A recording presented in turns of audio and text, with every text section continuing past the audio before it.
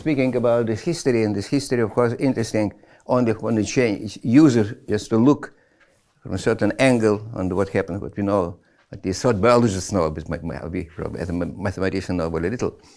And so the one remark which was about Darwin, and the point about Darwin, which I said before, is that the major point was that although many people around him and before him were saying essentially the same thing, but he said with a certain emphasis, what you now express as follows, that you can describe, not, there are very strange statements that he discovered or explained evolution, whatever. We can speak about evolution in the language of local maximization of the reproduction rate in the environment, which in turn depends on this rate, right? So it is coupled situation. And this coupling was one point which he emphasized, especially when he was speaking about sexual competition, sexual selection, right? Because, and now, of course, it's even more like that, because one of the major factors of evolution is parasitism, interaction between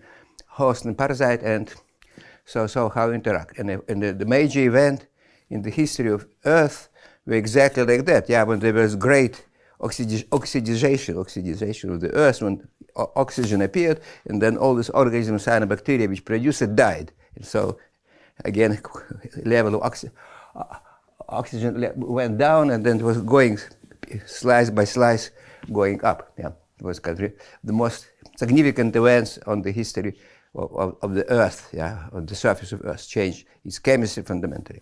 And that was, of course, Darwin, I don't think he thought about that, he didn't know that, but this was essential point, at least one which we inherited from Darwin. What exactly Darwin thought is hard to say, yeah, because he is a little bit, as I became a saint, and you can say about that. And the point which was specifically made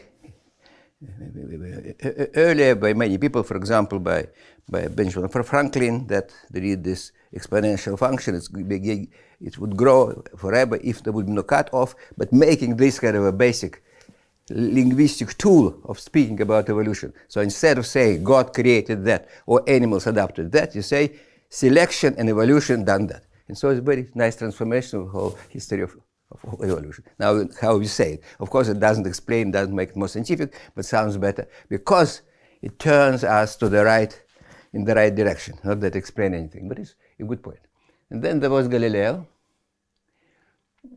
and who invented kind of allometry, speaking about possible size of that. And then one of the questions, which I didn't discuss after our conversation, I decided to speak about that. That's about trees. When you ask the question, why trees are tall? And then there are at least six questions, there are more of them. So it makes, what makes trees tall? And there are different answers, and you may return to all of them, but the only one which I want to say, the question which I want to ask you, which is kind of usually ask children, but I'm apologize, from where most materials, so we have a tree, and big tree may weigh a ton, 1,000 kilograms, where it came from, where this weight came from, yeah. So? From gravity, probably. From where? From gravity. No, from gravity is physical explanation. Where the material came? Of course, it's come from gravity. This is no violation of physics at this level. But where this material came from? You have this plant, it grows, and from where it takes these atoms? From the air. From the air, right? It's 90% of this come from the air. And this is actually a tricky question, because probably almost half of the weight is oxygen. And oxygen could come from water.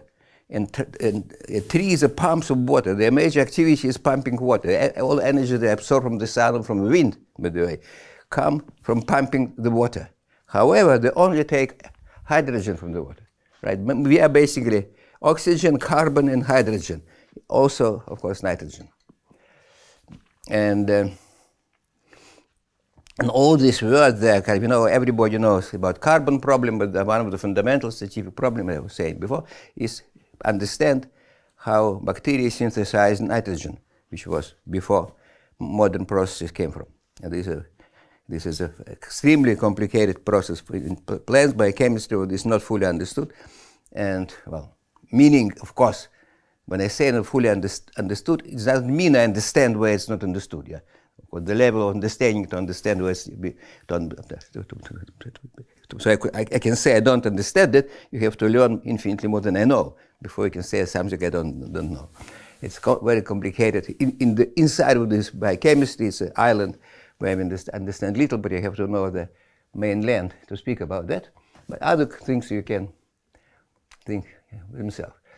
Then there is something about Maperti, and he was one of the first saying right things about evolution. But he was rather enigmatic what he was saying, can interpret in many ways. But this brings us to the following. So, you know, there is this discussion, Lamarckian versus Darwinian evolution, which certainly has very little to do with either of them, yeah. Because at the time, you know, the time of Darwin, it was assumed by everybody, including Darwin, that what you get in life goes to your progeny, which is, we know, it's not quite true. Actually, it is true for bacteria, but not true for us.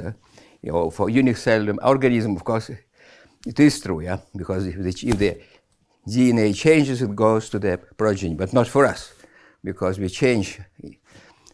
We may change, and we do change sometimes DNA in our somatic cells, but it doesn't go to progeny, which is isolated from cell responsible for reproduction. But for bacteria, it is so. And so you may ask, so this was a kind of one remarkable piece of mathematical, beautiful experiment, and what's remarkable, it has two opposite interpretations. It is an experiment by Luria and Delbruck, which both, Luria started as a physicist and Delbruck was a physicist. And they're not quite biologists, but they made this kind of famous experiment. And they want to decide that if some changes happens in bacteria, which responds to in response to aggression by a virus, which is so you have a bacteria and then you apply a virus, most of them die, but some survive, and you want to figure out if those survivals change, we modified on random regardless of these viruses or under these viruses. And then, so I say how it was done, what was interpretation, but then how it may change a point of view and become opposite interpretation. And that's actually a tricky point, yeah, because the point is what being evolved, who evolves, yeah, whether it's some cells, atoms, molecules, organisms, populations, or what. And depending on your scale, you have different answers to the same question. This interesting point, yeah, again, related to the built-in ambiguity in our language. It's not actually ambiguous, maybe not completely right, and ambiguous because metaphorical. We use words metaphorically, and this usual confusion, which arises everywhere, because there is history of language, and so words, the meaning of the words depends where they were used and which context they were used. And actually the meaning, I think it is due to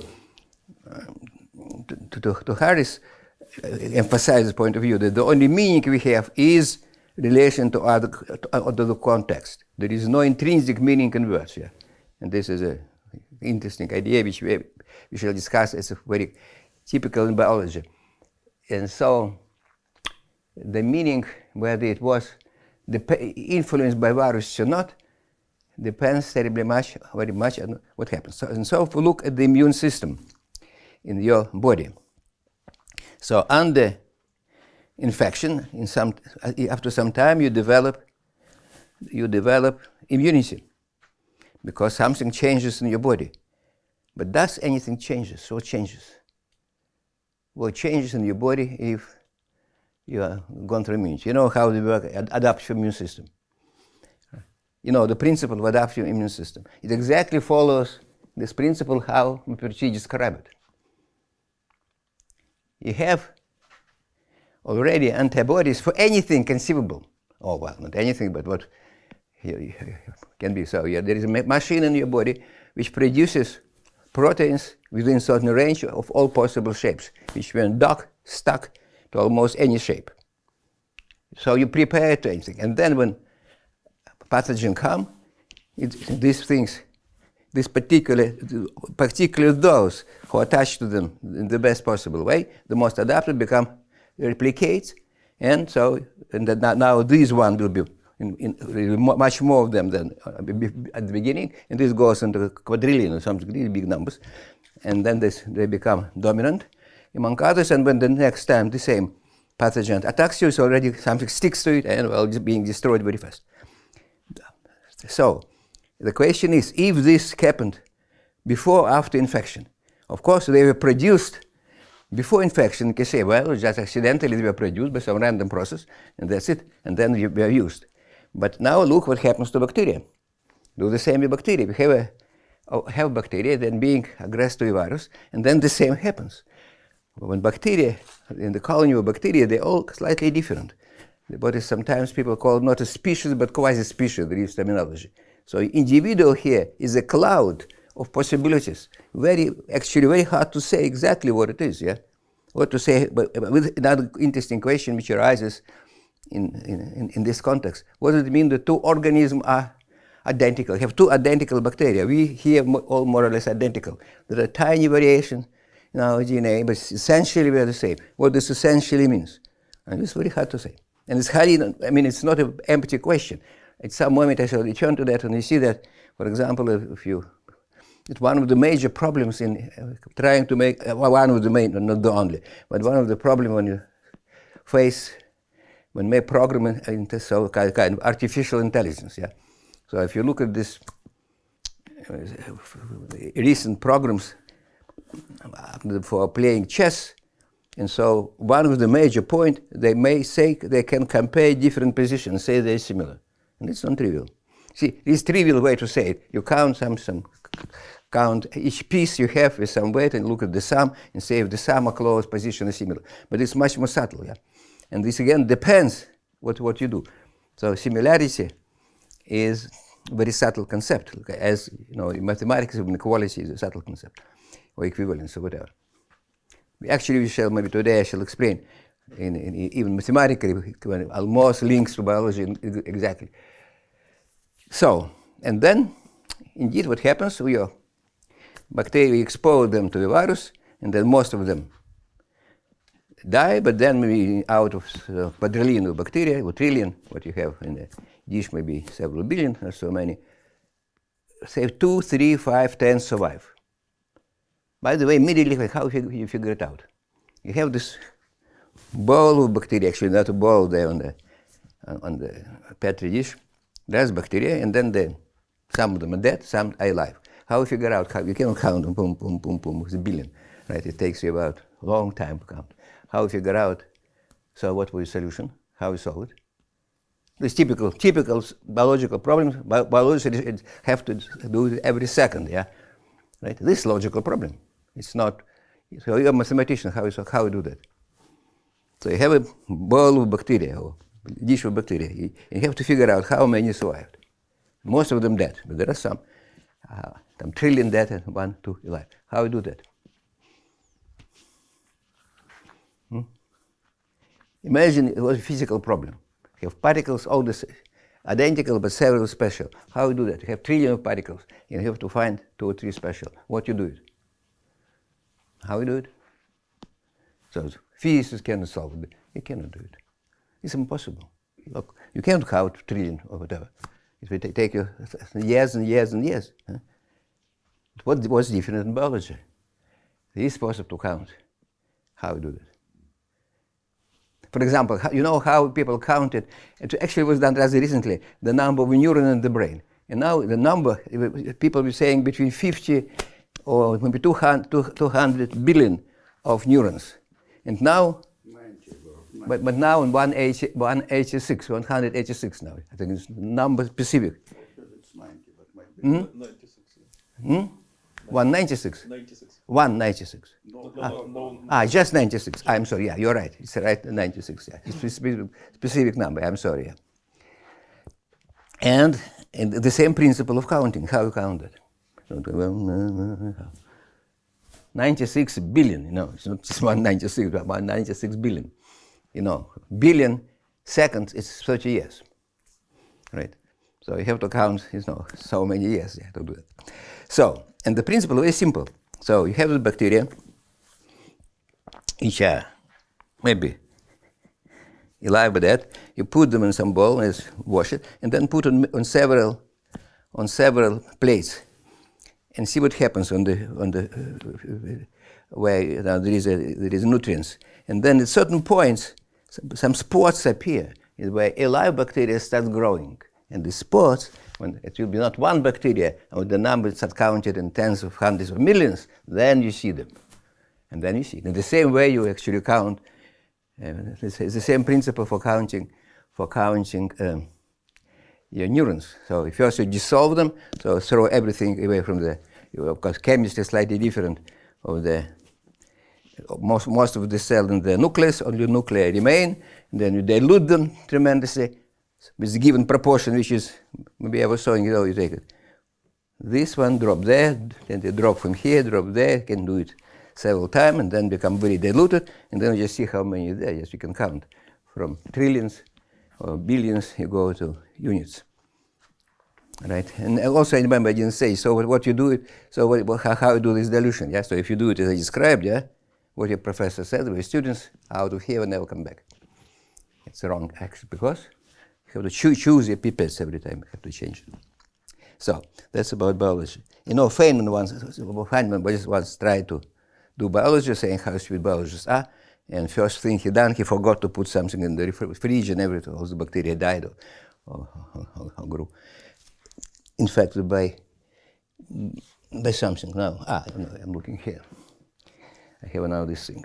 This is about Mercury. Yeah, but now coming back to these experiments. So they counted, and what they found?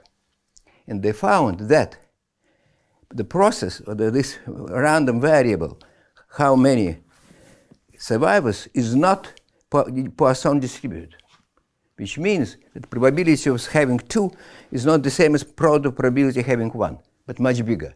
So typically, the number, if there is 1 survivor, the high probability will be 2 or 3 or more survivors, which means that they appeared before they were exposed to the virus, and therefore this duplication happened, could have appeared several times. And so already in population was a community of bacteria, either there were none, or with certain probability, correlated probability, there would be several. However, again, if you look at this time scale, of course you can say, it's what is called Darwinian evolution. Again, nothing to do with Darwin or with Lamarck. So it happens independently. Or it was Darwinian rather than Lamarckian evolution. However, if you look at our immune system, and we do change under this influence. So if you look at this community of bacteria objects, they do change under effect of the environment. If you look at the larger scale. Locally not, but globally so. And on the global scales, it happens very slowly. For example, you have fish which become blind when they live for a long time, generation after generation in a cave when there is no light until they become blind. On the other hand, Weissman, who was first made the point separation of plasma and soma, made these experiments catching tails of rats for several generations, observed they didn't become shorter in the next generation. But he was not doing it long enough. Of course, if he were doing it for a million years, for sure, there would be no rats with tails. Yeah, I mean, it's different depending on the time scale. Therefore, it's so it is kind of interesting point, yeah, that we have this multi-scale process. And what happens on you have a question or? And what happens on different scales kind of logically have very different explanation, which of course we have all the time. In physics we have some solid, but of course it's projection of some statistical ensemble and may behave very differently in different time scale and different temperatures, for example, when changes time. Okay, this was about Mercury. And again, this is a some people say he was really kind of co-discoverer of everything, but it's not so clear. And then I want to say a few words about Buffon, also more than I said. Okay, this is kind of what the beginning, and again what I want to emphasize, which I didn't, that the major point about life from intellectual kind of point of view, that if you, the more you think about that, the more you realize it is impossible. As a mathematician, it's impossible, right? And here it is as impossible as, but if you think about mathematics from a certain perspective, it's also impossible. If you take any mathematical structure, and as an example, I'd like to say prime numbers. If you don't know prime numbers, but look at the definition of a field, and there are lots of identities, and there are two structures, two operations, so many identities, probability of their existence of set of cardinality k will be about 1 divided by e to the power minus k. They're exponentially small. However, they exist because there are prime numbers. And this is kind of everywhere in mathematics. So mathematics is kind of illogical science. Then in physics, you take some probabilities, you make statistics, that I think kind of fits. In mathematics, never. It always gives you a wrong prediction, and the same in biology. And so far, indeed, there is no any mathematically plausible model of life, what we know it. Infinitely far. Of course, you cannot derive from general principles. It's not about that, but at least some plausible principles not directly related to life, but what you know about, of course, life, real life, yeah, because if you pick up some feature, of course, you can model it, but you'll be very far from that. And then this is an underlying theme of everything I'm going to say. And now we're coming back to this. What is your definition of life? Okay, I'll come to that. Yeah, definition of life will be next topic. Yeah. So what about definition of life? Exactly. Yeah. That's a good point. Yeah, it is exactly our next topic to define. But before starting definition, you have to look at the examples just to know what we talk about. Okay. Now there was this point by Buffon. He makes several key points, and one of them was that all animals have the same origin, come from the same origin, but I don't know, with my ignorance, and I don't know if anybody knows what he meant by the word animal. Whether it's only vertebrates, or it were kind of all kind of animals, including insects or worms, etc. Because if you look with vertebrates actually chordate, having kind of essentially the same. So they have a lot of similarity in their structure, and was well understood. And so there is nothing surprising that they can come from common origin. But if you look outside of that, yeah, for example, on insects or mollusks, they're very different. And then become less kind of apparent, yeah, what is similarity between them. And some of them amazingly similar and dissimilar at the same time. Right, and so when we think about animals, we have to have the broader picture in life, especially for the following, for several reasons. First, if you look for insects, or if you look for worms, yeah, if you eliminate human from this world, nothing will change, except the air will become clearer. But if you eliminate worms, just earthworms, pretty soon the soil will be not suitable for life. And this actually was realized also by Darwin. And so when people say about somebody, you're a worm, it's really a compliment. Worms are much more essential for this planet than people. Or if you look at insects also, they pollinate plants, and if there will be no insects, most plants will disappear, right? So ecology is very much depends on invertebrate rather than vertebrates. But this is a kind of little point, and so there was something else maybe I had to say. And then there were early Lotka equation. No, I don't want to, because I haven't written this. I don't say much, except that there was big turn with Mendel experiments when he really changed biology, which was really discovery. And I keep emphasizing it incomparably more significant than Darwin. I mean, Darwin was just, organized things. He just really kind of bookkeeping way, how to keep track of what's happening.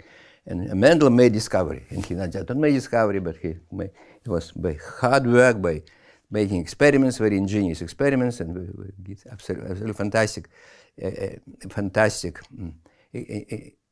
interpretation. And what is characteristic that when you about Darwin, it has such a controversy because everybody understands actually this. 2 + 2 is 4, and then you start arguing, well, what the meaning of that. For some reason, it was not said before. It's for me big history, big problem in the history. Why it was nobody knew that, wouldn't say. Just emphasis was very different. And if you look at the Mendel, it's not so easy.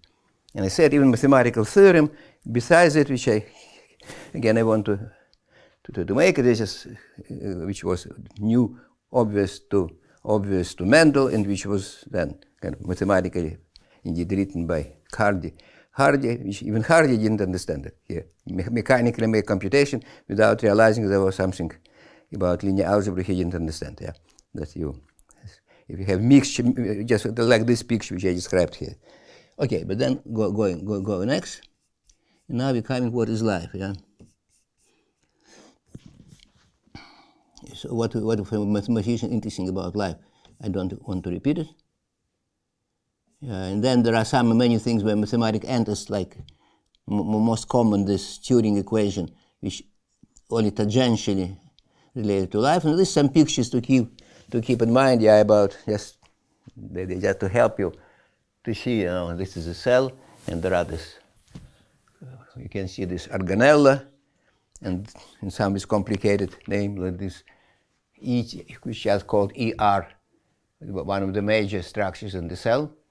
So it is still very poorly understood. Yeah, we just have very poor understanding of how specifically they work. It only now we step by step being addressed this rather complicated thing.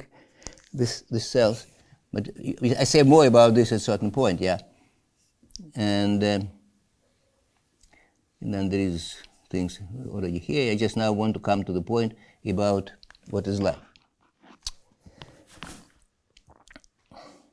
So I will add more to what is here, and in a way. But now what is life, and how to define life? And first, there are key words about life. One was suggested and used by NASA. It is that it is something which, by some chemists at the time, which follows Darwinian evolution. And again, what Darwinian is not exactly means, yeah. It's just evolution. If it would be non-Darwinian, you probably wouldn't take it for life. Or it's rather absurd. It's politicized, yeah. Darwin became very much politicized, I would say, like other things. And these are key points which you observe in life. And so I don't want to repeat it. All these words are there, and this is what biologists deal with, and these words need a kind of explanations. But the whole idea of definition of life, on the other hand, is argued if it is adequate. And the most convincing, what I think the most kind of adequate discussion is by Eugene Koonin, who is a biologist, but he is very much mathematically minded, and I actually refer to his book. He has a very interesting, very readable, well, if you have to minimal biology needed, minimal knowledge of biology, and some knowledge of mathematics, a book about evolution of genomes. And he explained that there is this very tricky connection between two aspects of life. One is a physical, right? There is a machine producing something, producing energy, and it's not purely, by the way, chemical machine. It's chemical, also electrical, and also a mechanical machine. So you cannot describe life in terms of chemistry. So you cannot give definition, and this is what people try to do. If you say physicists, they say in a minute, try to think about organism or something as a physical system. And it's not completely absurd, but certainly not adequate, because it's better than to say just collection of atoms, organism collection of atoms with some properties. You have physical system, and when they say physical system, usually following Schrödinger, that's thermodynamical system. Indeed, something energy goes in, heat goes out, but something else happens, and you want to describe it in these terms. And but all these words very hard. These words which physicists introduce, biologists introduce, they are not in the physical language, right? And the physical language is metaphorical. When physicists say that there is a law and something can be observed, it's a metaphor. Actually, this metaphor is different from even on the basis of that what happens in biology. So physically say, this always true. It means it is genetically true. For example, if you say, you take an object in the hand and it goes to the down with certain speed, always. And this always means if this genetic object, this means always, not every object. And physicists would say, oh, yeah, every object, of course, it's not true. The moment the occasionally start, making dishonest turns and adding conditions, yeah. For example, if you throw the bird goes up, and it's not a generic object. So biology deals with non-generic objects. And there, always, on the other hand, if you say the experiment, it always happens, always meaning about 80% cases. It means always for biologists. And it's not so bad, yeah. Say if it is, come back to medicine, then it's 80% no good, yeah. You need different always. And this big problem, as we see with genetic modification techniques, yeah. For all these techniques, it cannot, if I understand correctly, works better than 50% of time, by the very nature of that. Actually, for physical reason, yeah. Thermodynamical reason. So this physics explains. But then the major point Kuhn makes that in order for system to work, to start be biologically functional and to evolve, it must have balance with. It must keep information, and this work we see in the stochastic environment, but the error rate must be very, very low, much better than 50%. Yeah, it must be really small. Otherwise, it deteriorates. And this is we don't know how this is possible.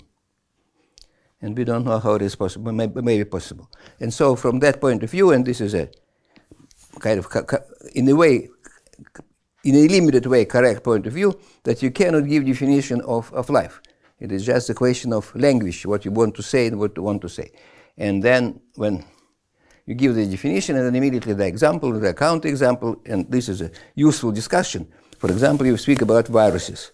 So again, essential thing in life, and this is everybody agreed upon, is one is indeed a thermodynamical system. Very complicated machinery works there and takes something in and there is something out. And secondly, there is information in there which allows reproduction. And thirdly, this information also dictates the process which happens inside.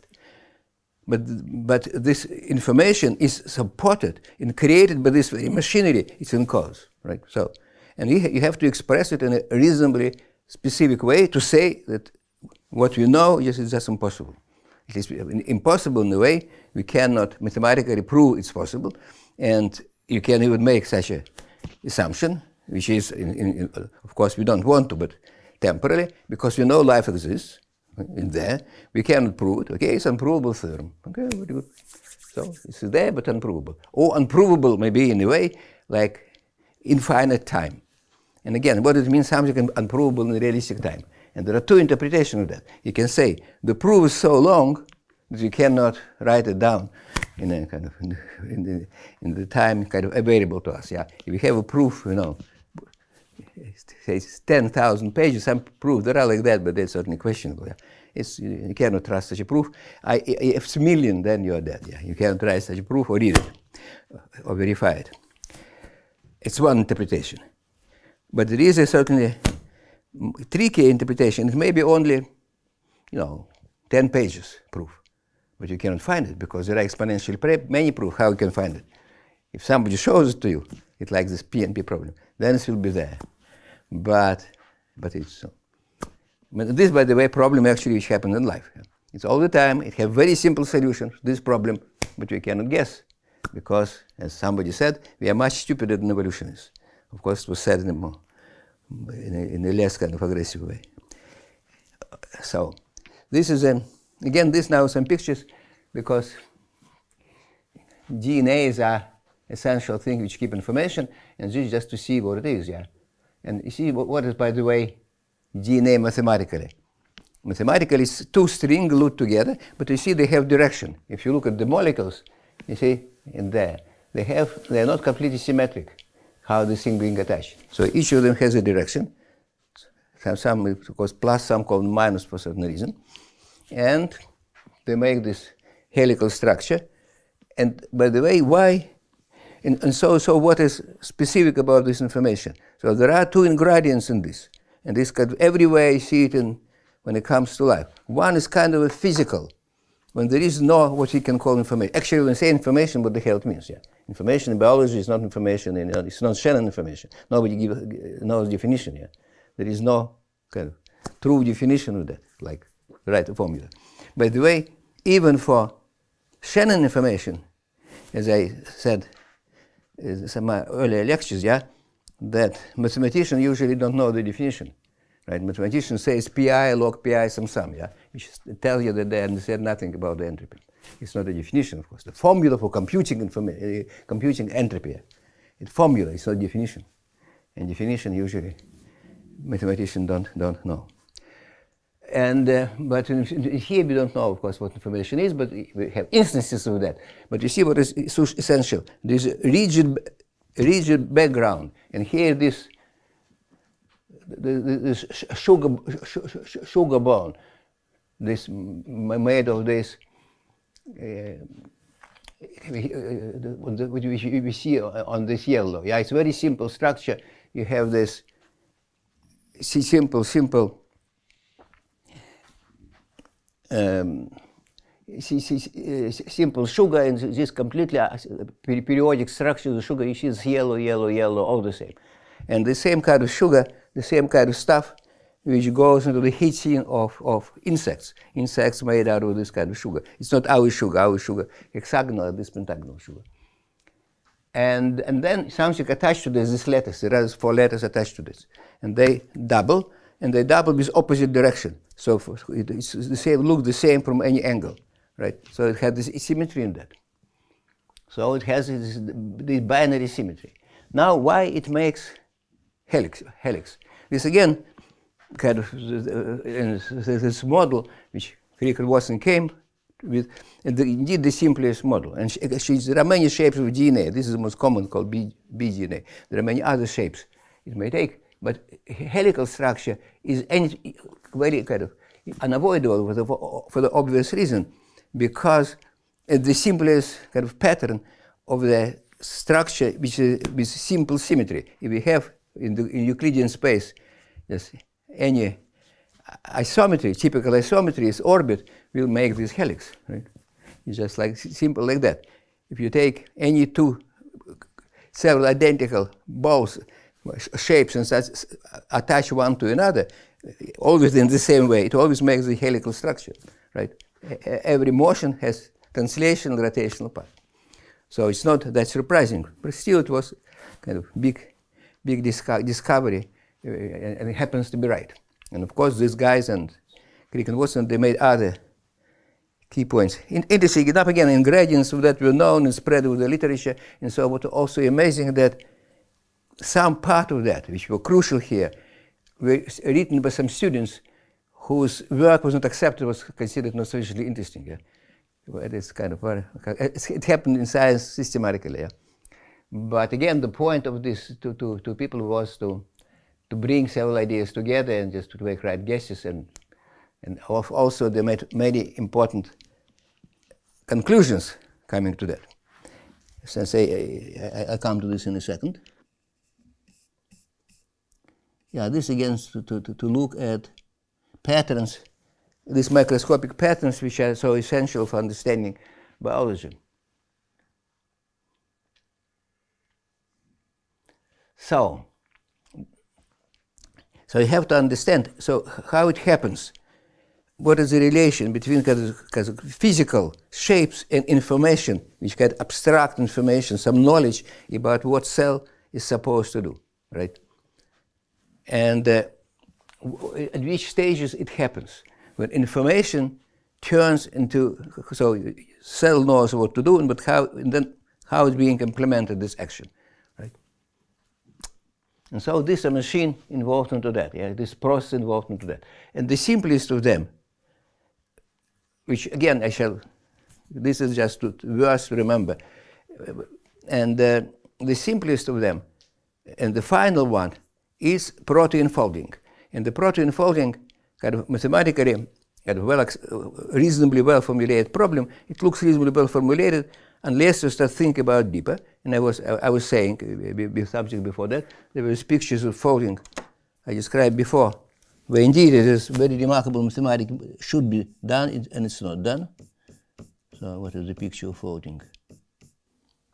Ah, yeah, here is a picture of folding indeed. Yeah. So we have a string of this chain of amino acids. They're not called amino acids, they're residues. They're not amino acids. When two amino acids join together, they lose water when they join, and this what remains is just what's called residues. And then, somewhat remarkably, it's not always so, but very often so, and for many proteins, not for all proteins, they fold, usually for proteins with the length below 300 residues, they take definite shape. And then we can forget more or less what was there, but this shape, its form, or usually not form mechanical, but electromechanical shape of this form determines the function of the protein in principle. The question is how this happens. How it happens and how to compute it. Granted this knowing the sequence, how to do that. And as I probably was saying last time, from physical point of view, physicists will say, hey, take how to solve it. Take generic sequence and see what happens, and nothing happens. It doesn't fold. It will slowing there, following more or less what Fleury discovered that, yeah, how Fleury described it. However, there are special sequences which do take specific forms. They more or less with very high probability and very fast take always the same form. And understanding which sequences are there, how can it happen, absolutely beyond mathematics we have today. Yes, there is no hint, no single paper, no attempt even to do that. And this is a kind of, on the other hand, this is prediction of that. It's pretty well by now the best probably who do this is artificial intelligence system based on artificial neural networks. We incorporate the knowledge is known about real protein and that kind of doing this on the basis of this knowledge, finding right patterns. Yeah. But again, I want to somewhat advertise this problem. Yeah. So what's so non-trivial about that is that it's not supposed to work for all sequences, but for very special sequences. So you have to understand how to extract this information from a sequence, how deeply it's written in there. Because, of course, they follow some physics. Given the sequence, there is some interaction law. Actually, law is very local, and then it goes. It very much depends, in fact, it's three-dimensional, because law is interaction essentially local. Two molecules which far away don't interact. They interact only when come together, which position they take, when stick one to another, and which position they take locally. And from that is defined. Of course, there are some flexibility. This well more or less understood, how you can bend it locally. All right, this is part established. And then, but this is kind of, we can take more general model. And they see how this speciality comes in. And then it is a fantastically intricate problem. Even formulating it is difficult. Yeah?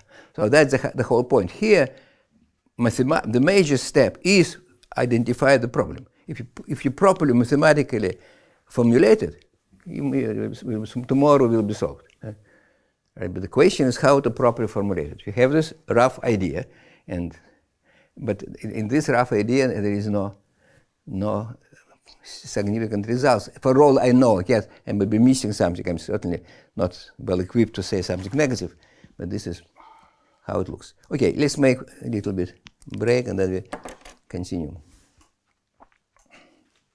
So you can run away if you're tired.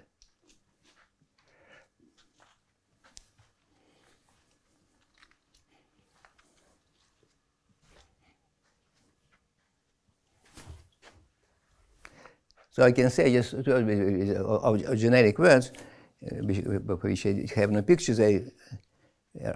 Somehow I have difficulty in the screen to finding what I want to find, and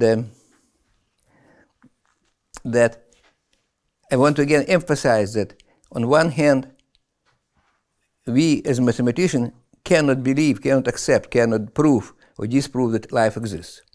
So from this point of view, all question about any model of life evolution is acceptable, because our premises is you accept existence something which doesn't exist, right? On one hand, so we cannot apparently live in this environment. On the other hand, there is some non-trivial relation between biology or life and mathematics. So one of them is that mathematics also like that. If you take any mathematical theory, forget about its origin, but just say there is something and something with certain properties.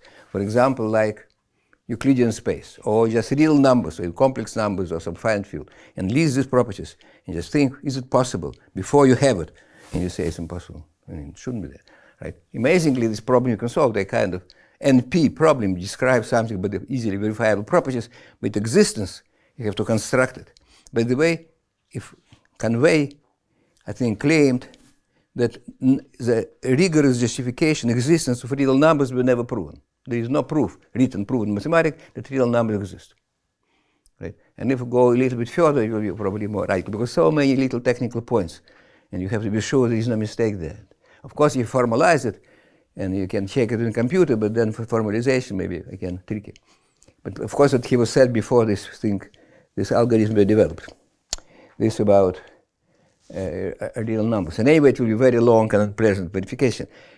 And this is similar to what happens in life, but you have to go, kind of, ignore this kind of trivial stuff and go to the essence of that. So this is, in physics, very different in this sense from biology. It's one point. And another point is that mathematics is a product of human brain, which is biological object. And then you have to understand how could it be that this biology, what rule biology followed to create such a thing which can produce mathematical theory. And this is a question, purely mathematical, well, almost purely mathematical question. So you can have some process, and it was in a realistic time, and this was very fast, 3 billion years. It made, I gave example of some Ramanujan formulas, created the brain of Ramanujan, generating all these formulas. How the hell is possible? It's certainly impossible. But you know mathematics is here. It also exists. So, and that make it, and at some moment, I'm not certain we'll have time during these lectures, but I eventually hope to write it down, that logic of life goes to this point as well. Understanding mathematics, I think, is impossible if you don't understand the structure of life. So all this thing about mathematics is some generation of logic or whatever is just empty words. It has intrinsic something rules which you don't understand, which came partly very similar and generated, and they have their origin in biology. And these are universal rules. And the first person, scientific person, who articulated one of those rules, actually it was done by people who were not scientists, but the first scientist who done it, this kind of diversion, this man, I think is the one kind of the forgotten names by the general public, was Douglas Spalding, who discovered one of such mechanisms in animals and started ecology. And he was a contemporary of Darwin, but he was a very poor man and died very early of tuberculosis, as everybody at that time, and wrote only, I think, 2 or 3 papers. And he discovered what is called imprinting in animals, which actually was observed even before him by Thomas More, I think, in his Utopia says about that. But Spalding was actually making experiments and discovered that. And if you read what he writes, you see it was a really great mind. And it was very unfortunate at that time. Yeah, in England, it was very difficult for poor people. So now continue.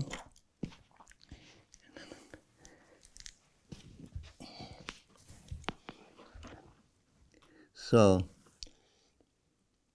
yeah, maybe here is another point which I already probably said before. So when you think about this, what you have to ask question all the time.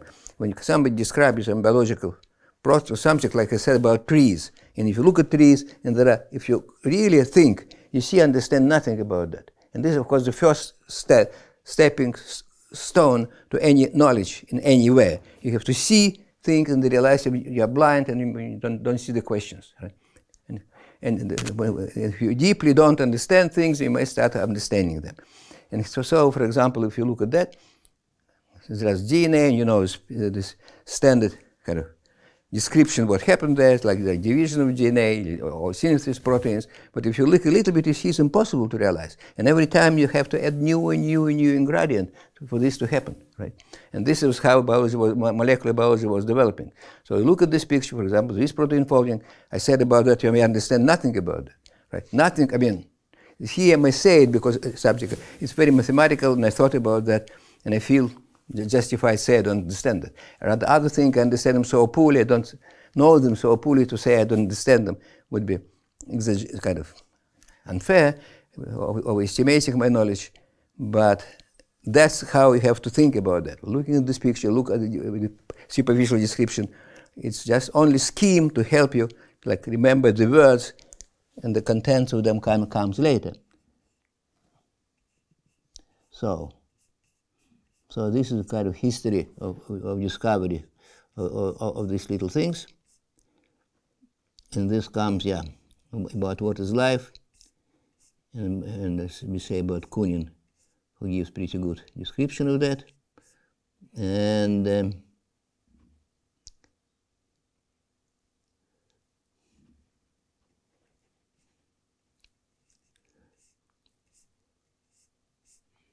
something to do that. Yeah, these topics which we come to that at some moment, yeah, because so this is some about the trees of evolution, chemistry, and life. Yeah, some kind of people, the people who speak. So there was, of course, I mentioned a physicist, and this was Schrödinger, a famous book about what is life, when he emphasized kind of entropic aspects of life, the kind of entropy, or what he calls the neg entropy taken from outside and goes to there. And again, there is this reference to the second law of thermodynamics, and it is again always when physicists start speaking about that, they start speaking in poetic language. And the reason is, of course, because we cannot say it in a better language. And they're kind of very proud of this language, which is just a lack of proper understanding, because it's not exactly physical. It doesn't fit usual physical language, like biology. And this also were quite amusing. And then I don't know why I speak this tardigrade. So what's interesting about these little creatures, yeah?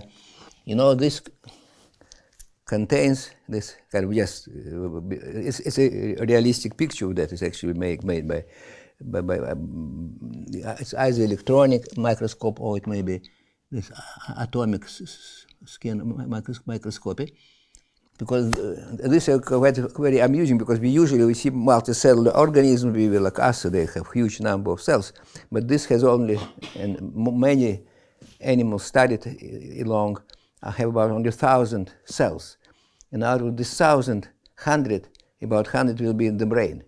So they are much brainier than people. And this presence of nervous system in such an early stage is really amazing, yeah? How it works. It certainly has more or less about 100 neurons in the brain. And actually also already Darwin emphasized that saying that the brain of an ant is quite remarkable. It's so small and we still don't understand how it works and what it does. And so this is one of the aspects of biology, to understand the function of the brain, for example, such a tardigrade. And they have many, they become very famous recently because they're very resilient and can sustain high and low temperature, cosmic radiation, etc. And how it happened, not fully understood, but apparently they absorbed some genes from bacteria. They're eating bacteria, and they took many specific genes protecting their DNA from damage from bacteria. And that's kind of interesting type of evolution, yeah, not. And this is kind of the way chemists think about life. From the chemical point of view, from physical point of view, this is a physical system. System means physical system. And in these terms, phys try to describe life. But again, I think it's impossible linguistically. Here, by the way, but Alec is sleeping, he may confirm or argue with me that the same happens how we try to relate quantum mechanics and classical mechanics. And always there is gap, and people like Penrose are very happy about that, but it may be purely linguistical, just words don't fit. You use certain words without noticing them metaphorically, how you interpret them, and they just don't fit. And languages are different, and the same, for me, it's clearer what happens when physicists describe life. Because if you use the terminology of physics, you just miss the essentials. And for example, teleological aspect of life development of organ has kind of a purpose, and it does. To give you a good way to say it, right? We can say that we have our hands to take something, right? And this is a not physical language. However, we cannot say it otherwise. Yeah, it definitely conveys some information which you cannot do in physical language. Speaking about mechanical organization of that. And so, yeah, this is a different. This is exactly these proteins. Yeah, this is about different ingredients, chemical ingredients in the cells. So besides protein and DNA, there are lipids and there are polysaccharides, which also are quite essential. And all of them must be produced, synthesized in the cell. So it's unclear, so what is essential, what is not essential. Eventually, if you want to make a mathematical model of that, you have to throw away all non-essential and not leave essential. But you can throw it only when you know it perfectly it's non-essential. Then you have to learn it. That's the trouble with biology. Eventually, hopefully, if you arrive at understanding, most of this knowledge will be not unneeded. It will be just parameters which you can put anything in there. But this is essential, but we don't know what parameters are, what not. It's like Chomsky idea that there are, in language, there is underlying structure and there are parameters. But know what it is. In languages, you know it never worked. This way probably will not work here, but this is approximately what you want, yeah. Yeah, this is cellulose, yeah. And some other stuff. And now comes to mathematics, yeah.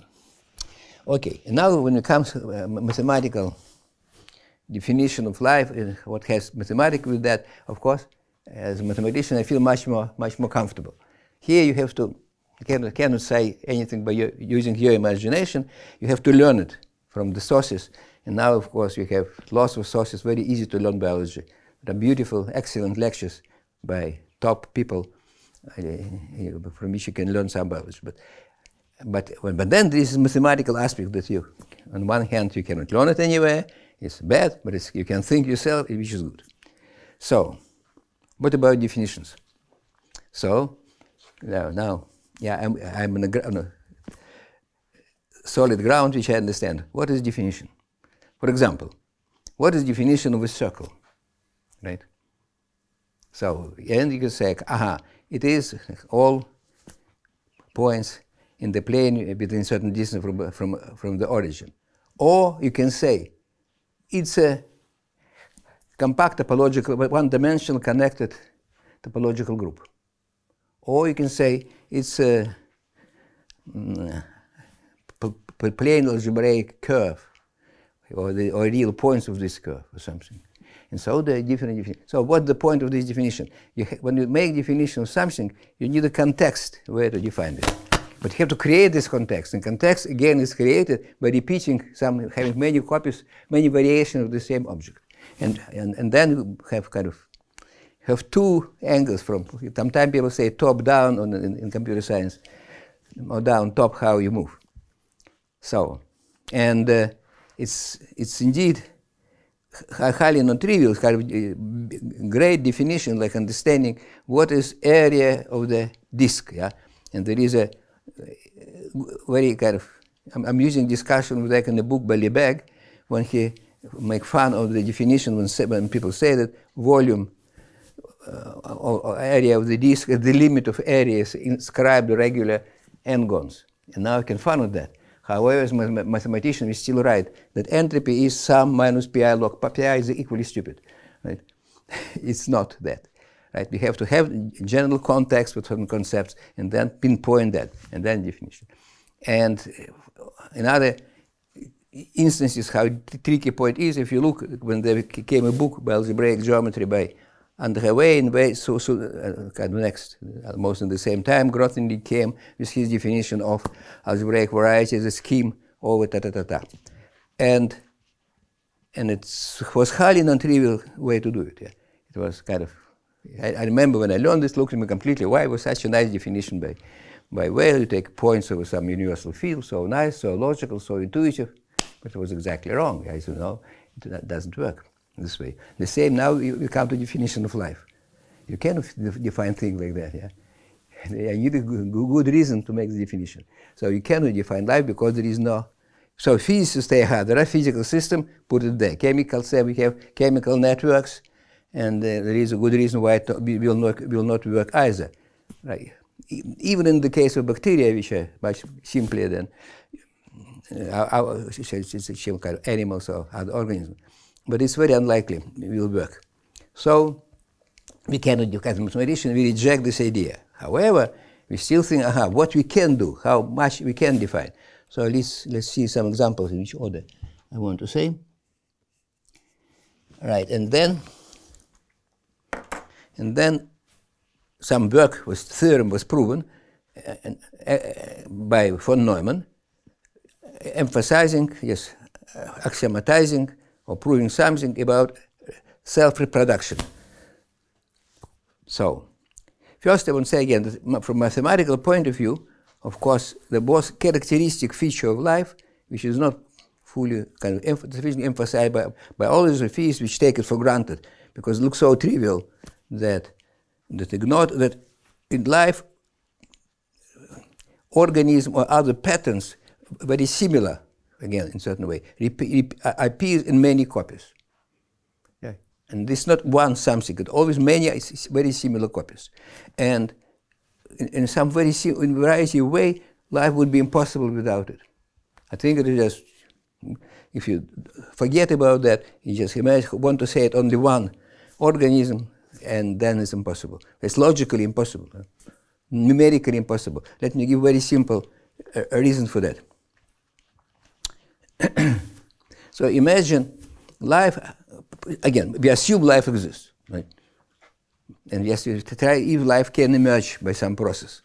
But imagine we have such a stupid process that just by accident, granted enough time, exponentially long time, say 2 to the billion years, then you have an environment similar to which we have now on Earth, which is certainly rather special because oxygen can't exist for so long, even proton may decay.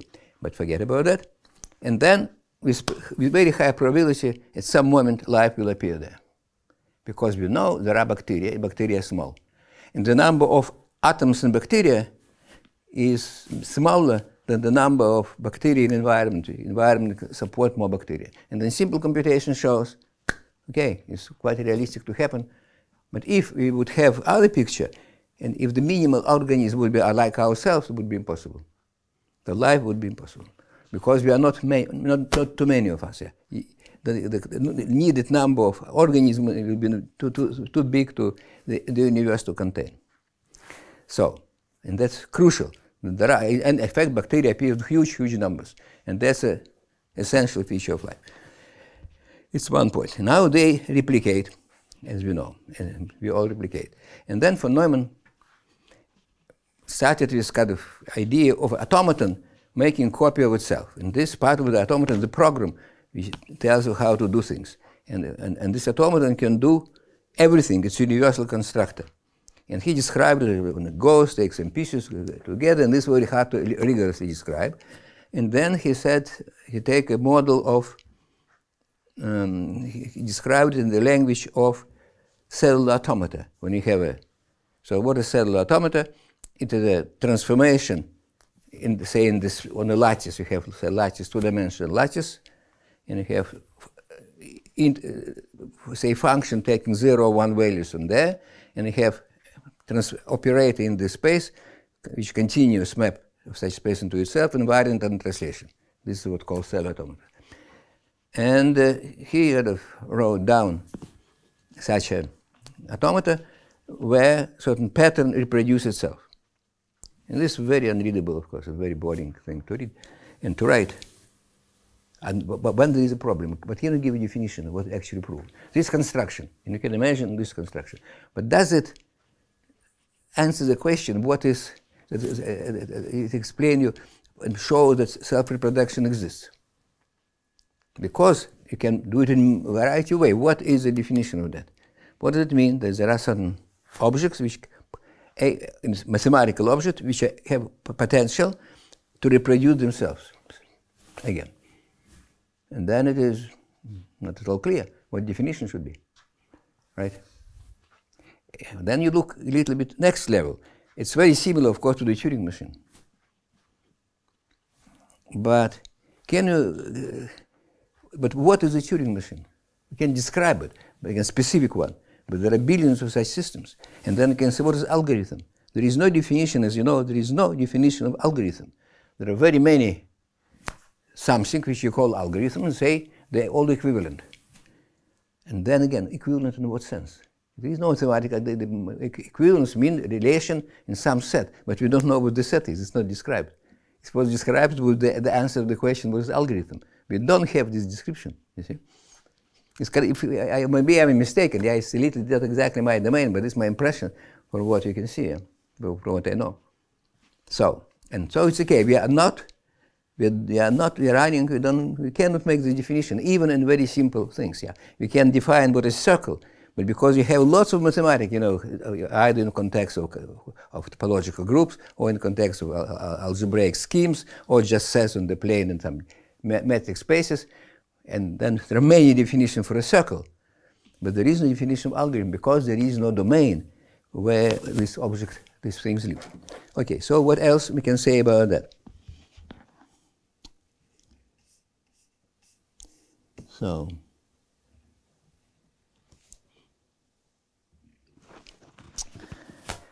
the other, of course, interesting thing is specific things for life. It's not in this rigid environment. It's not automaton being reproduced, but the cell exists on the scale when it feels Brownian motion. Which, by the way, as I said before, Brown is just attached to this unjustly. Ingelhaus, I think if I say it correctly, who was the discoverer of the Brownian motion. And so it's everything kind of moves, yeah, and nothing is stable. And however, in this environment we work. And specific thing which is there is separation of energy scale. And on this separation, life being created. And the two basic energy levels are covariant connection between bonds between molecules, which have energy which is counted in hundreds of kilojoule per moles, which is very kind of energetic one, and the one weak interaction which 100 times roughly, or 50 times weaker. And again, we don't exactly understand how the two can properly relate it. Because without that, nothing would work there. Because on one hand, this weak interaction compatible with energy of KT, moving molecules, and so they can say protein fold, exactly because the weak interaction between them are on the same scale as energy of moving molecules, and then they kind of allow them to, but this ran, of course, not only statistically, of course, they fold. On the other hand, after that, they may serve as catalyzers for chemical reaction, breaking or connecting covalent bonds. Yeah? And this incredible thing to happen if you think about that. Just think how it can work, yeah? Because you have, so even in a very simple process, what is kind of, you have to make some chemical reaction. And this chemical reaction, which is, for example, they digest some food, yeah? And energetically you have this picture, you find in textbooks.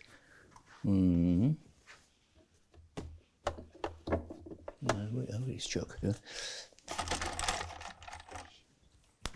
Right, we have this kind of picture, you have this. You have to here, you have to jump here. So you go downhill, but there is this path. And then when you have the catalyzer in ferment, enzyme, it somehow makes this jump here. But this energy here is covalent bonds on the level of hundreds, several hundreds to, let's say, 2 kilojoule per mole. Say 2, who cares how this units? It's 2. And this energy in the protein, which makes the stability, is 10 times smaller. How it can be? I mean, and there is no mathematical picture for that, right? Just think about that.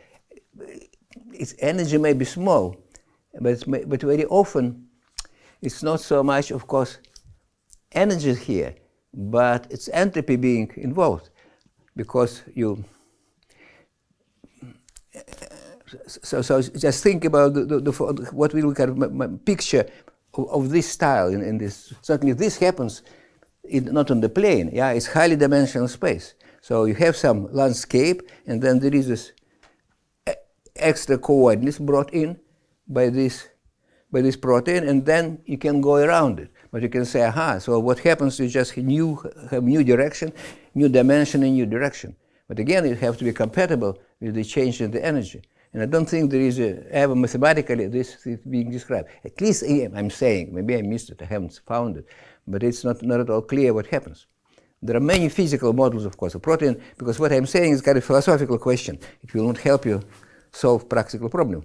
What physicists and chemists and biologists, they want something more specific. But as a mathematician, you want to have good mathematical picture, many of them. For example, how enzymes do what they do. And of course, they do very much more complicated things. These are chemical enzymes, like for breaking molecules. That's kind of, it's rather easy stuff. And but another way you can say it is just what the problem we have to solve. We have a door, and there is a lock, and there is a key. And so you need some knowledge to bring the key and turn it. It doesn't require much energy. But this enzyme somehow carries this knowledge, right? And so it's entropy very much as energy being involved. Yeah. And this is not entropy or energy. Energy, of course, physical, but entropy is not like some pi log pi. It's very different kind of entropy. And so there is no mathematics here. This is mathematics we want to invent, and invent correct definition, and in particular have a definition for what is life. So let me see now the track from here.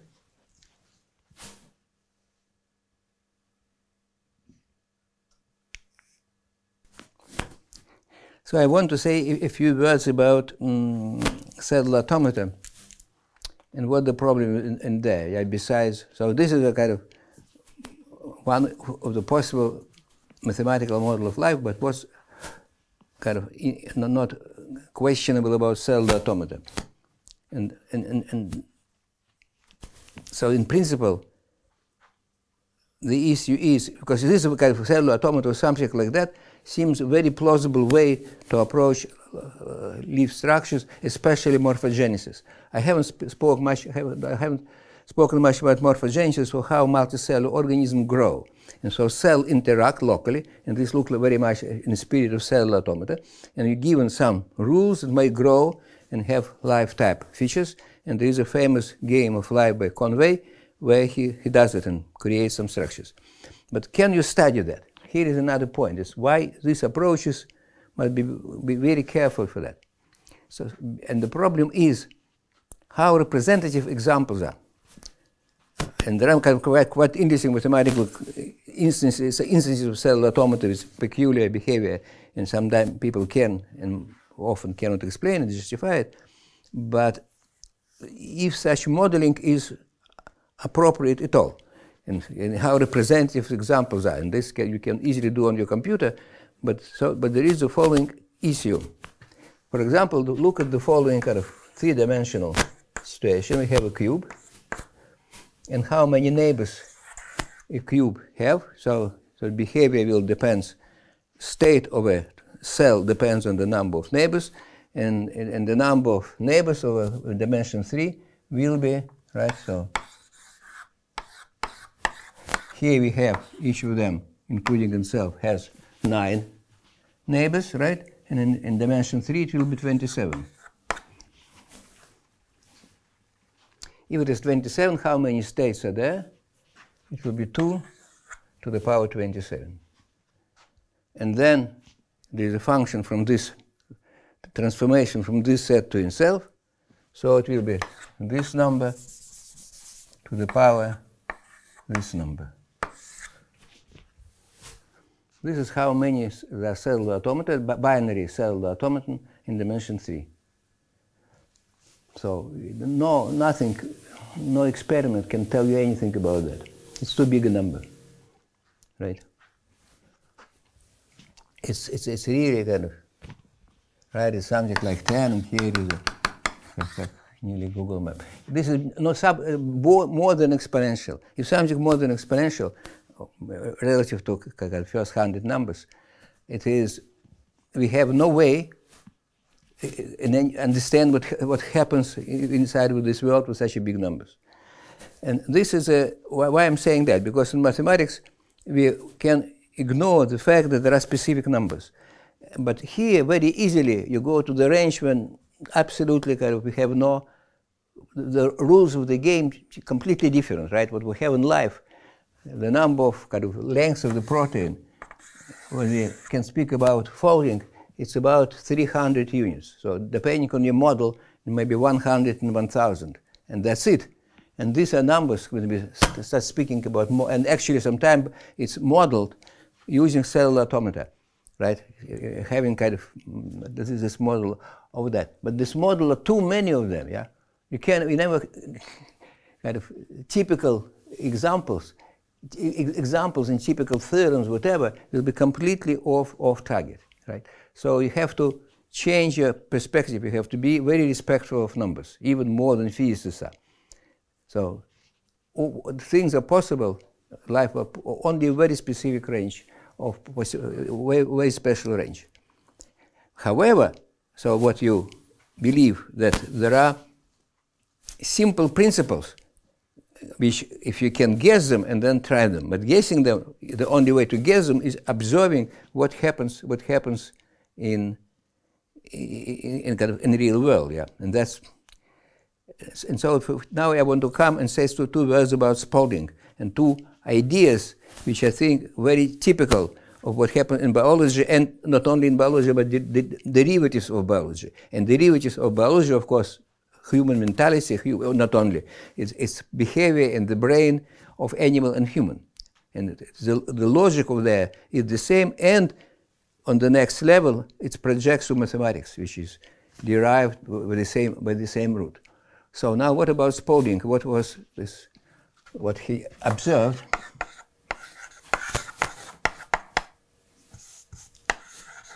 All right, his name, Douglas Spalding. I think it was quite a remarkable person. So we are remembering him. And he made experiments in printing, which were, as I said, observed earlier, however, in writing. So what is imprinting is that baby chicken or some other animals will take for their mother the first moving object. So the question is how they recognize their mother. Do they know their shape? They have instincts for that or for that. And what they have, and this is, you see, it's very mathematical. It's the first moving object. It's something defined mathematically. It doesn't depend on the shape of the feathers or the smell or anything biological. It's pure mathematics. And so the point, I think, that the solution taken by nature are mathematical and they're so simple that we cannot see, we're blind to them, right? And this is example. Another example discovered, I've forgotten exactly, I think it was discovered by Tinbergen, and this is the following. Also manifesting the same idea. So, which we want to, of course, to find parallel ideas in, say, in molecular biology. And this is the following. If we have again, baby animal, say baby chicken, and it's something fly over there, for example, a leaf or some sparrow, they wouldn't move. But if it is something like a hawk or a dangerous bird, they run away.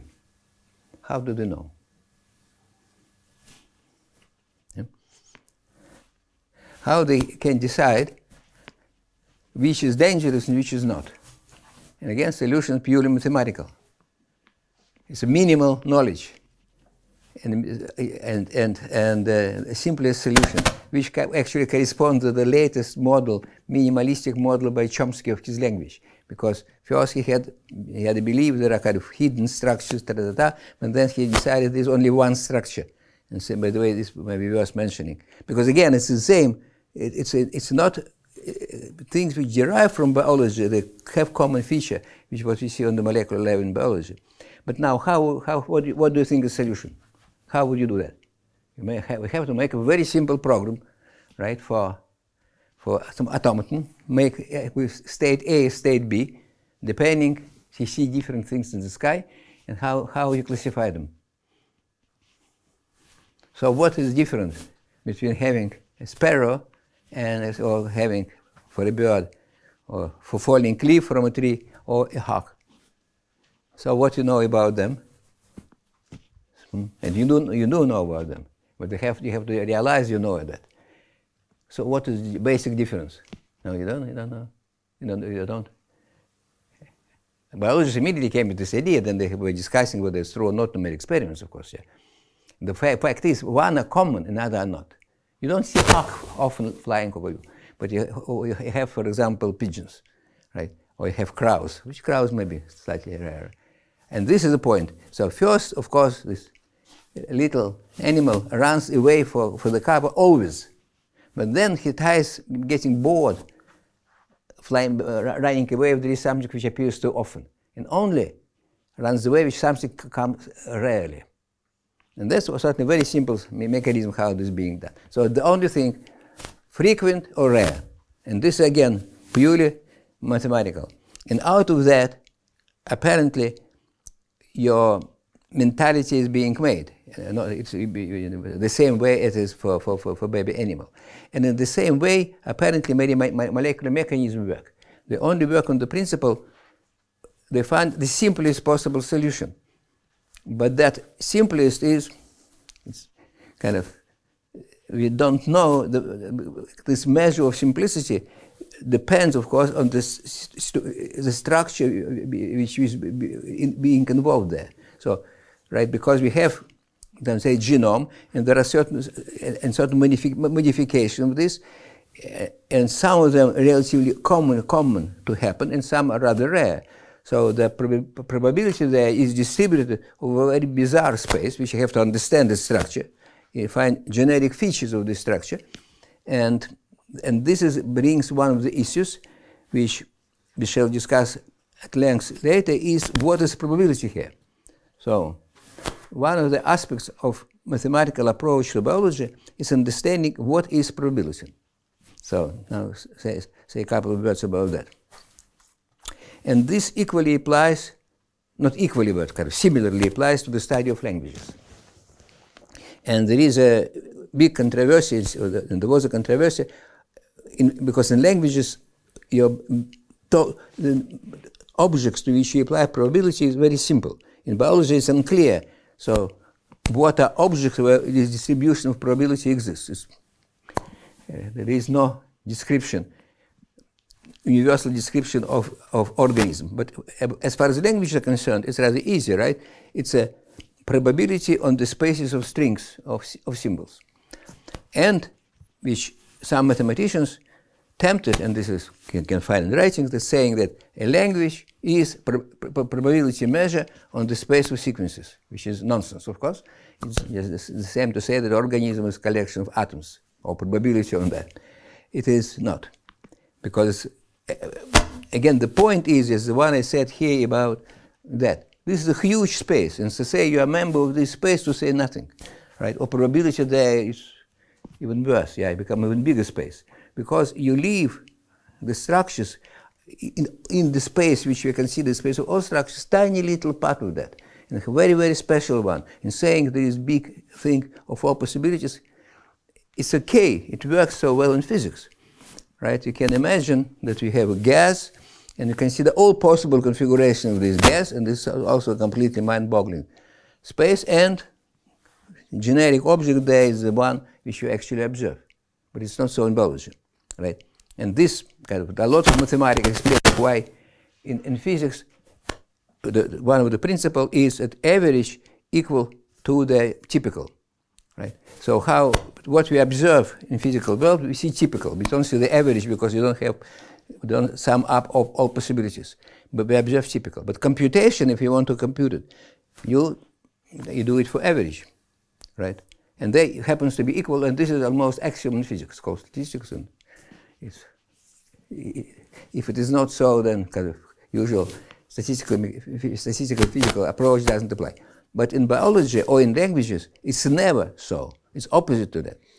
Now again, because mathematical part, you can see it mathematically, what is called this concentration of measure, that very many measures distribute to something like convex sets, and therefore, for them, average equal to the typical, and this coming from Maxwell, who first, kind of what Maxwell proves, implicitly that if you have high-dimensional sphere into a linear function, then it's, the value of the function will be concentrated near this equatorial thing, right? So every hypersphere, near it contains all measure. We don't know which one. There are many of them, but only one. And it's very much different for biology, where the winner takes all.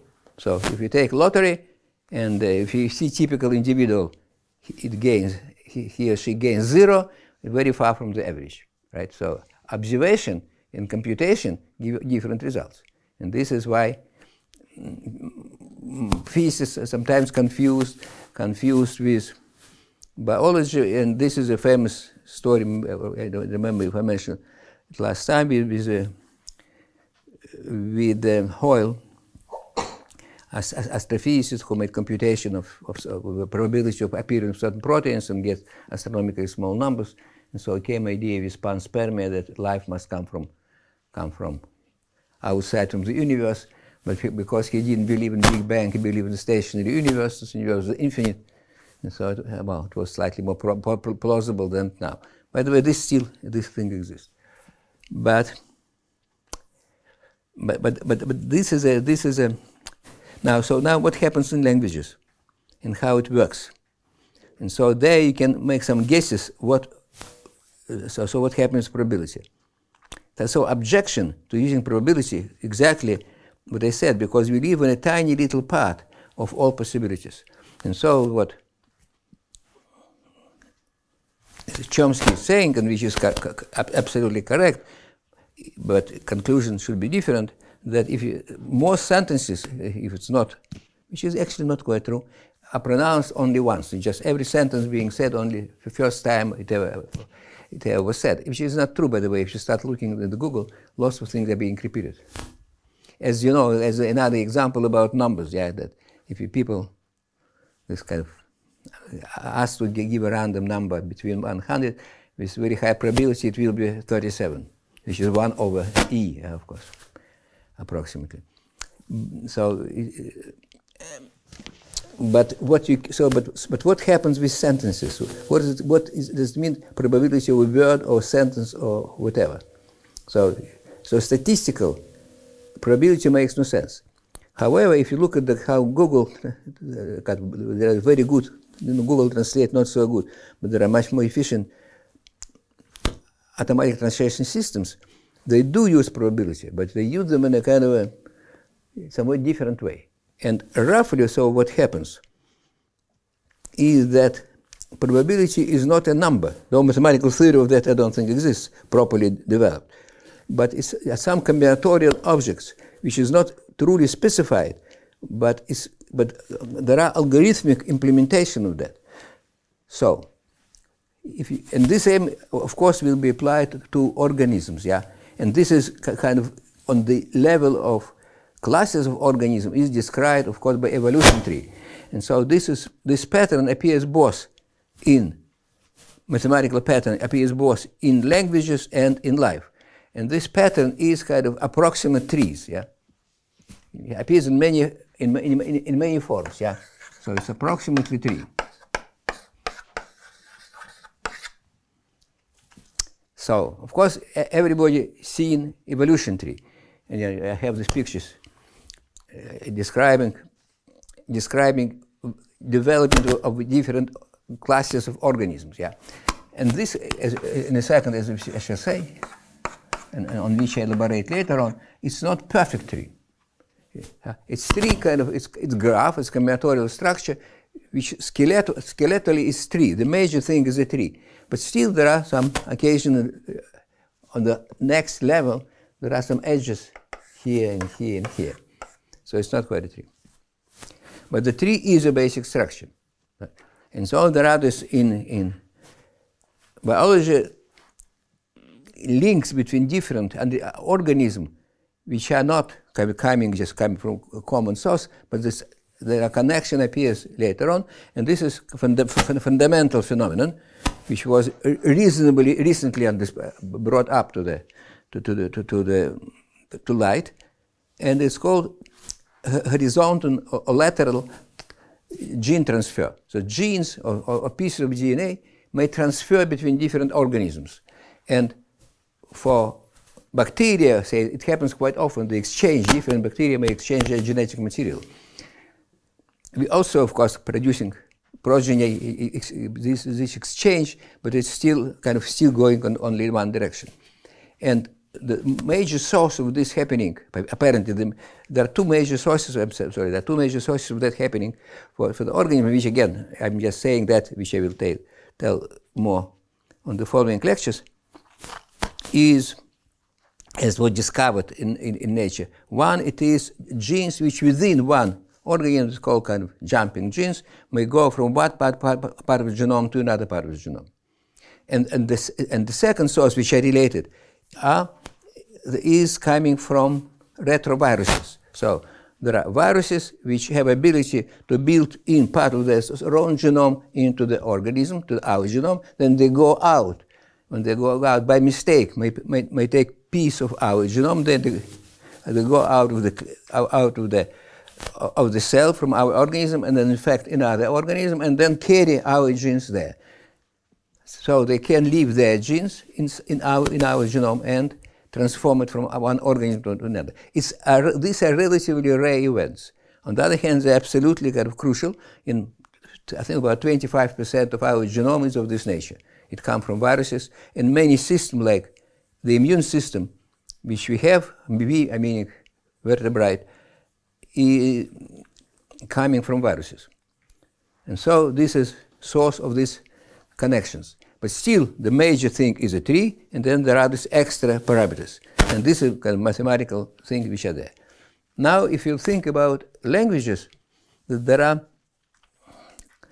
two types of trees, yeah. Some of them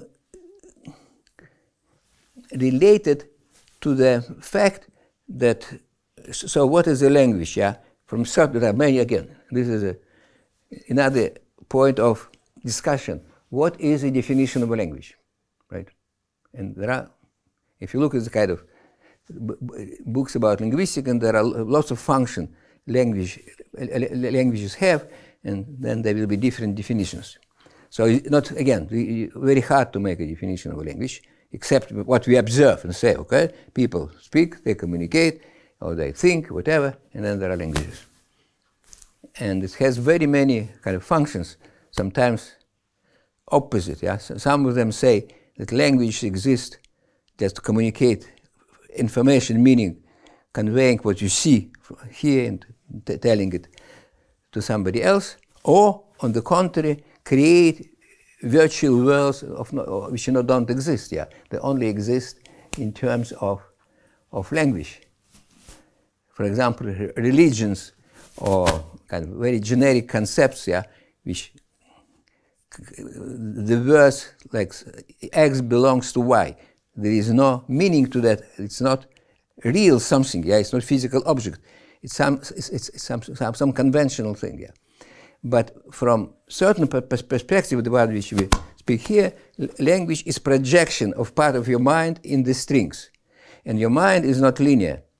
And strings are linear, and so to make it properly, you have to part of the structure of your mind encode in there. And this is done by a tree, and this tree goes under the name of,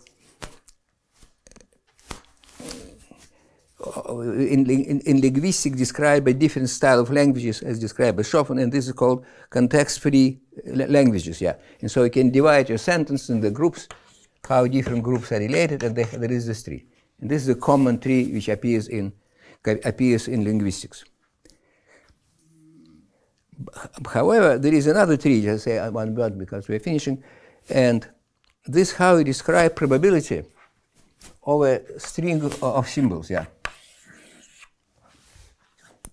And so if you want to say, some of them is representative, if you look at the strings, this happens, and if something doesn't appear, it doesn't happen.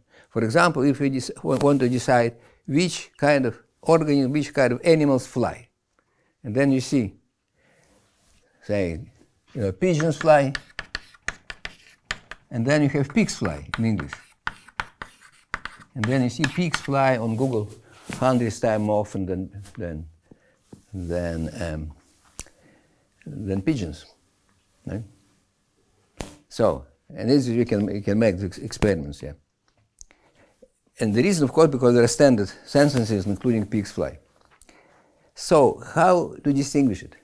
So, instead of using statistics and numbers, you look at the patterns of sentences. So, take a word, and then how it's been extend to longer, then extended to longer.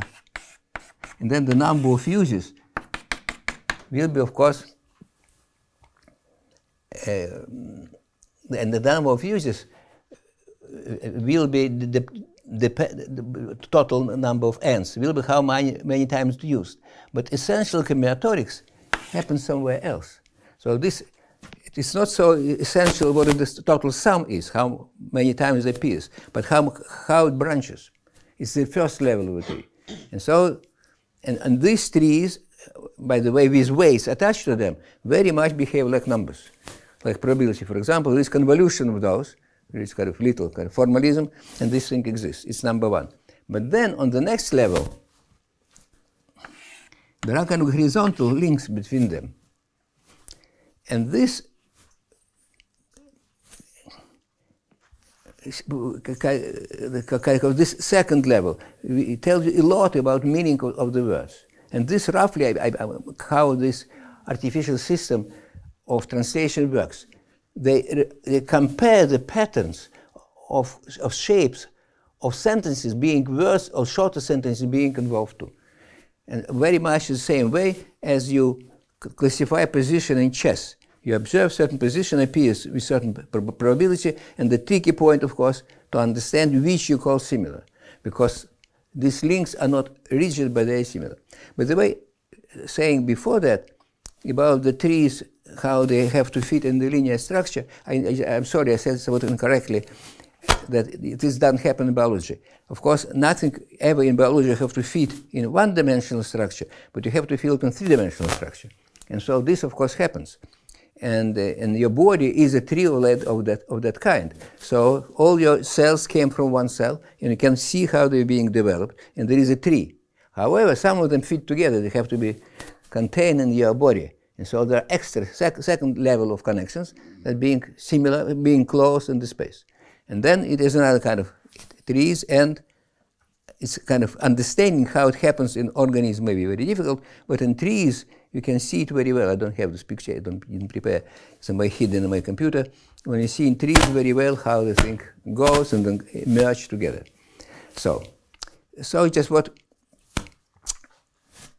So at this point I will finish a general discussion of mathematics of life, and now this what I want to go next is more discussing what I said about the horizontal gene transfer and how this thing behind it used in biotechnology. So the biotechnology is a kind of major development in this world, and will have maximum effect on what happens. At the moment, it's limited, if I understand correctly, by the fact that you see that for that we have to look a little bit more how cells work, and there are two kinds of processes, and some are kind of pure statistics, and they are just shape of this molecule, like folding of protein. You already have protein and then it folds. But then there are things which have input of energy. And so the energy exchange, kind of, when energy is involved, it works in a very different way, and so it can have the directionality, and it's energy meaning kind of free energy. And there is this big problem, the way I understand it, in this artificial system, how to use energy in a more efficient way. And for that we have to understand logic of these biotechnological procedures, especially the kind of recent discovery of CRISPR. So I will try to explain how it works and what can be done or not can be done with this. Of course, we don't know whether it's good or bad for us to push it further, because it cannot be used, CRISPR, at the present moment for serious application to human, because they have the fidelity is still very low. And if I understand that, it's just there is a mathematical reason why it cannot be improved unless you add something significantly new there. So this is the same as a problem with linking of the, when you double DNA and then there is a link, how you break the link. Yeah, you cannot do it by statistics. You need to put some energy, and there are enzymes which do that. This is and so I shall say a little bit more in the following lectures in a more specific way about some molecular processes in the cell and how we want to control them. So, but in general, so I'll write more about this abstract question, but they're interesting from completely different, two different perspectives. One, kind of this in principle of what is life, and secondly, what are technical tricks life suggests you have to develop to manipulate life. And so this is for today, it's the end of today's lecture. So I can disconnect.